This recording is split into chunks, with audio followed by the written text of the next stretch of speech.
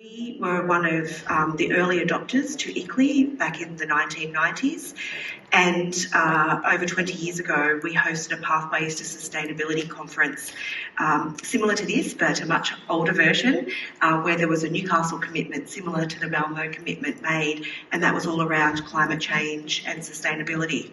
So we have been very fortunate that we have laid the groundwork for a number of years that has helped us really progress what a just transition looks like in the city of Newcastle, and that has been over 20 years of work.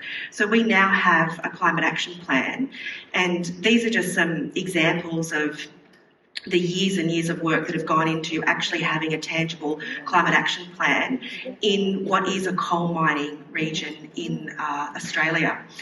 At the moment, the Port of Newcastle, similar to the port here in Malmo, is a very industrial port.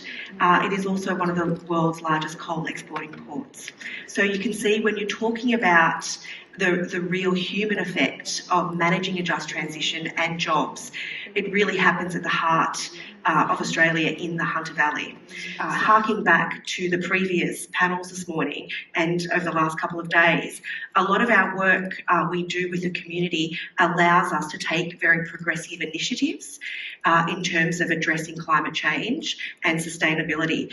That photo is typical of a couple of the large ocean baths we have along our coastline, but we also are dealing with climate change and coastal erosion and the types of adaptation and mitigation that gets forced onto us at a local government level.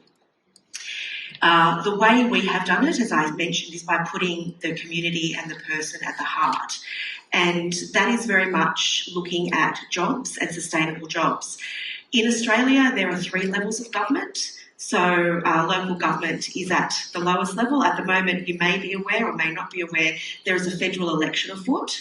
We've had a Conservative government for over a decade at a federal level in Australia, which has meant there hasn't been a lot of commitment or action towards the Paris Agreement.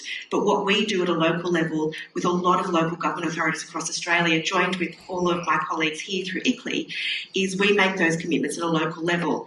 And when we looked across the local government sector in Australia and combined all of the climate action plans and the commitments we had made with 560 local governments in Australia, we would actually reach 97% of the current federal government's targets.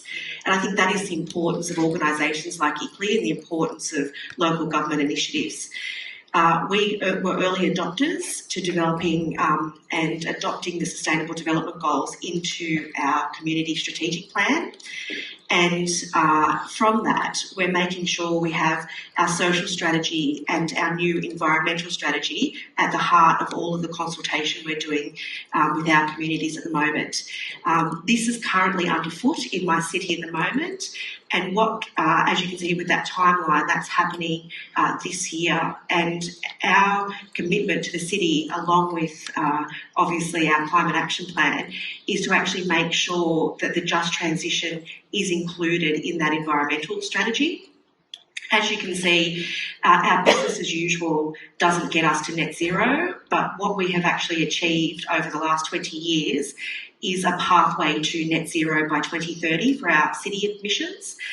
These are quite dense and wordy. I don't expect you to read them. I just thought I'd include them for information, and I can share them through that the app and the chat.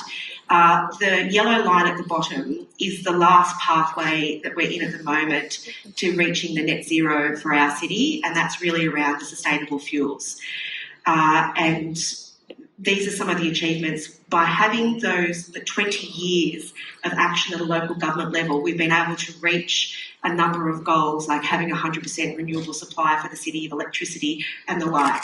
And I have to tell you, there's a lot of mayors and elected officials in this room, it hasn't been an easy pathway when you are the major city in a valley that is reliant on coal mining. There has been exceptional challenges along the way. And it is unfortunate that we haven't had the federal government keep up to pace with what needs to happen with that sector.